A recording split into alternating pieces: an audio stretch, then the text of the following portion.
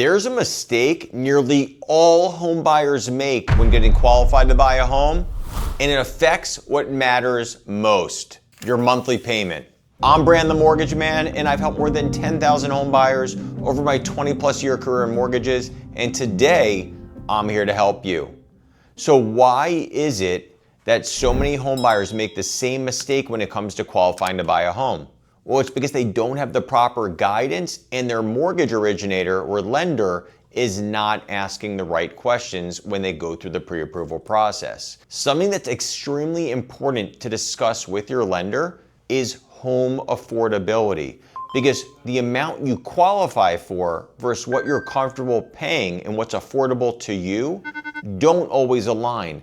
And what I mean by this is you may tell yourself that you're comfortable with a $3,000 a month payment. Maybe that's what you pay in rent right now, and that's where you want to stay on a home that you own. But on paper, using mortgage guidelines, you may qualify for a $5,000 payment. And that's because lenders use your gross income, meaning your income before taxes are deducted. It's not what you actually take home when we're qualifying you. Well, what you qualify for exceeds what you said you're comfortable with. So the mistake that many home buyers make, or most home buyers make when they're getting qualified, especially for their first home, is not working backwards from the monthly payment that they're comfortable with to determine the price point they should be looking in.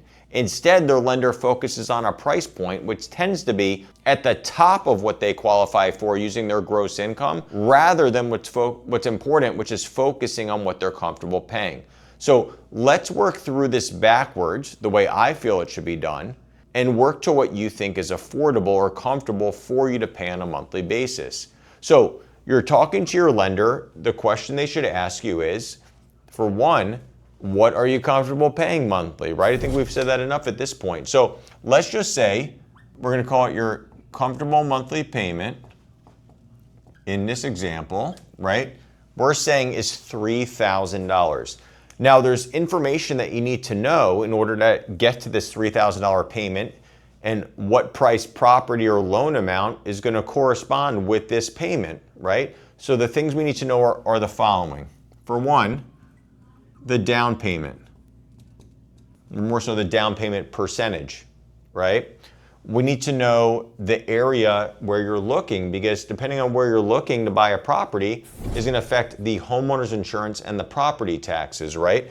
So we're going to say the area, but for the purpose of determining taxes and insurance.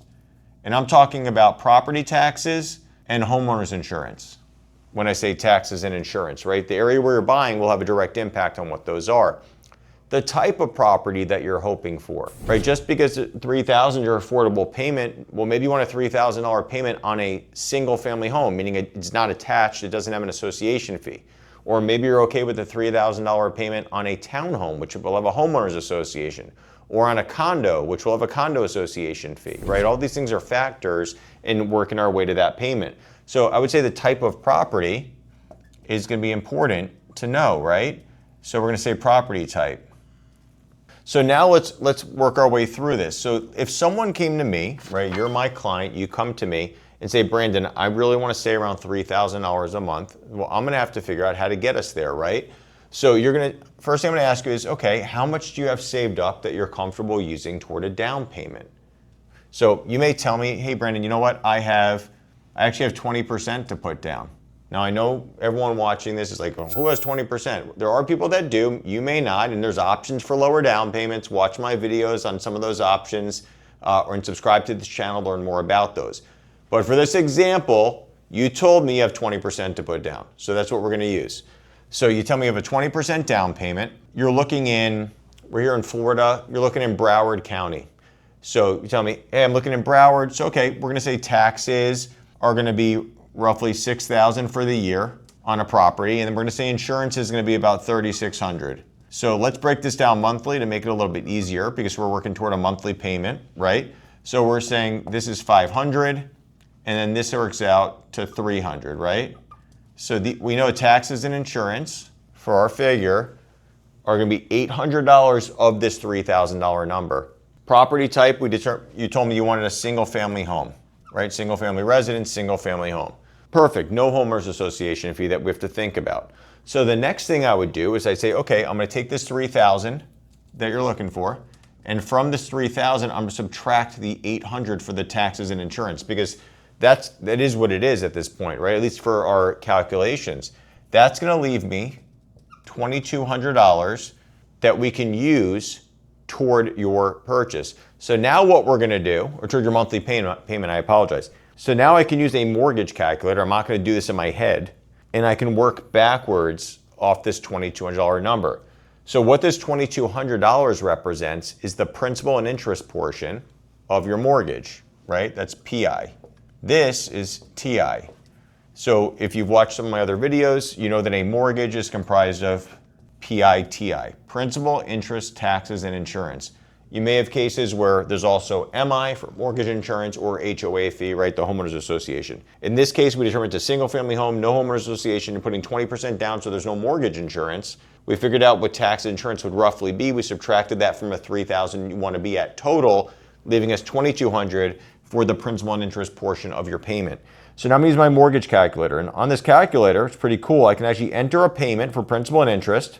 Then I can say, okay, well, if we want the most comfortable payment, it's going to be a 30-year mortgage, right? That's going to be the lowest payment. It's going to help us get the most for the least monthly. So I'm going to do a 30-year term. And I would have asked you something along the lines, hey, do you have any idea how your credit is, right? We haven't gotten to the point of pulling credit yet. We will do that. That's part of the pre-approval process. But you tell me, you know what, Brandon? I think my credit is about a 740. So I would look at what rates are for this scenario for that day, and I determine that. So let's just say that the rate for that scenario is 7%. And then I go backwards and I can figure out what the loan amount would be, right? So doing the math backwards on that, using a calculator, I'm not doing the math by hand. The loan amount, and I'm just gonna use the nearest whole number, would be $330,000, right? $330,000 over 30 years at 7% is gonna give me a $2,200 per month principal and interest payment. Well, remember, we said that the down payment was gonna be 20%. This is the loan amount, not the purchase price, right? So what priced home are we looking at? I'd say we're looking at something around $420,000. Let's do that, $420,000, 80%, it's pretty close. I'm gonna call it $415,000. So purchase price would be $415,000, putting down 20%, right? So we said down payment on this is 20%, so 415 times 0.2. We have 83,000, which is going to leave a loan amount of 332. Pretty close on this right now. It's not exact math, but we're working backwards, right? So that's how I would work this for you, and this is what your lender should be doing. So we worked backwards, and now we figured out that you should be looking at a home for $415,000, not because that's what you qualify for necessarily, right? You may qualify for $600,000 when we're using mortgage guidelines. This is specifically working backwards to get you this payment that you said you were targeting or you're comfortable with, right? And that's what lenders should be doing for you. Not all lenders are going to do that. As I said, most lenders are just going to qualify you for your maximum amount, which may be what you want. Maybe you don't care. Everybody's different. Not everyone has a payment they say they're comfortable with. You would think they would, but they don't. You know, maybe you say, hey, you know, I'm single right now, but I'm engaged and I'm getting married. And once my spouse, you know, he, she is moving in with me and we have two incomes in a household, I'll feel more comfortable with a higher payment, and therefore I'm okay having a higher payment than what I pay in rent, right? There's different reasons. Or maybe you say, hey, you know what? I'm good with the higher payment because I'm single and I plan to rent out a couple rooms in the house, and that's gonna help offset my payment for me. Or you just like to live beyond your means. I don't know, everybody's different, right? So, you know, you wanna take those into consideration. However, a mistake that many home buyers make, like I said early on, is not working backwards from a payment they're comfortable with. I recommend doing this way, but listen, don't let my 20 plus years of experience doing mortgages deter you one way or another. If you're okay going beyond what you think you're comfortable with or what you're paying now, by all means, do so if you're able to qualify. So if you want to learn more about mortgages or all things real estate, subscribe to my channel. And if you have questions about your own scenario, make sure to leave a comment below. I do reply to 100% of the comments left on my videos.